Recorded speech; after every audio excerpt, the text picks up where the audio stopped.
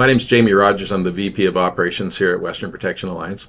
In this video today, we're going to be covering 6 points, actually 6 solutions to problems that our clients in the mining industry are having as they relate to safety and security. The 6 points we're going to be covering today are cost, experience, regions and conditions, First Nations engagement, liability, and confidentiality. And as a little bit of a background here, I've been with Western Protection Alliance for over 31 years. Here at Western Protection Alliance, we cover all aspects of the mining industry, from exploration right through to care and maintenance. And without further ado, let's get to the first point. So the first point that I'd like to cover today is cost. And this is cost as it pertains to placing personnel into a remote location mine. So the two paths that are often considered are in-house based staffing or contract-based staffing. So in-house based staffing, of course, comes with complications as it pertains to an employee. And with contract-based staffing, it's a lot more flexible. In a nutshell, basically, if you have an employee that isn't a good fit, it's a lot more difficult to move that employee out of that position. Whereas in a contract-based scenario, if the person isn't a good fit, then you just ask for a different person. And when you're talking about remote location work,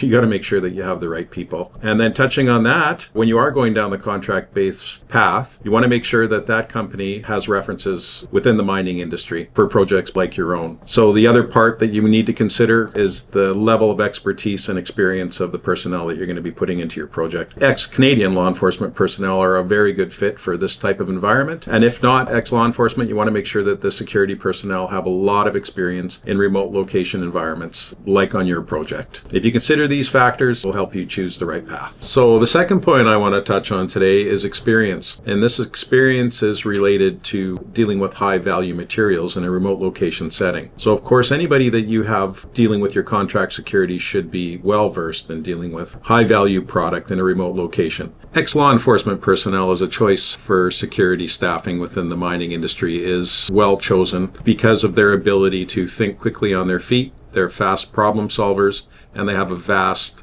amount of experience dealing with unknowns. Now, the third point I'd like to touch on today when choosing a security provider is that the experience of the security provider has been done across many regions and conditions. Might it be laying fiber in Inuvik for lead core or dealing with an exploration level camp, Yukon Zinc in the Yukon? You'll need to make sure that the company that you're entrusting your security to has a vast amount of experience. So the fourth point I'd like to touch on today is First Nations, and this pertains to First Nations involvement with the security group within the mine. So many of the security providers providing security to the mining industry will have partnerships with First Nations. And if they do have a partnership with the First Nations, they should also be relationship building within that community, as well as being committed to hiring First Nations personnel to inject to within the working group within the mine. So the fifth point I'd like to touch on today is liability, or avoiding liability when employing security personnel to within your mine. When you have in-house security working within your mine, there's a good chance that you're going to be increasing your liability for a number of different reasons. Not limited to collusion, but it's also that much more difficult when you're dealing with an employee. When you have contracted security on site, of course, there's little chance of collusion due to the lack of relationship between the employees and the contractor, as well as a higher level of liability insurance and general insurance as it relates to protecting your high value assets within your project. The sixth and final point I'd like to touch on today is confidentiality. So this is a very important thing to consider when choosing your security provider for your mine. You want to make sure that the security provider has a proven track record of confidentiality and that their employees also display a high level of integrity and confidentiality in order to preserve the reputation of your project and your mine. So I hope that the points that I've gone over with you today provide some assistance in your path towards choosing a security provider for your project. And we offer a free 20-minute consultation. Feel free to reach out to us here at our office. Phone number is 604-271-7475. Or if you'd rather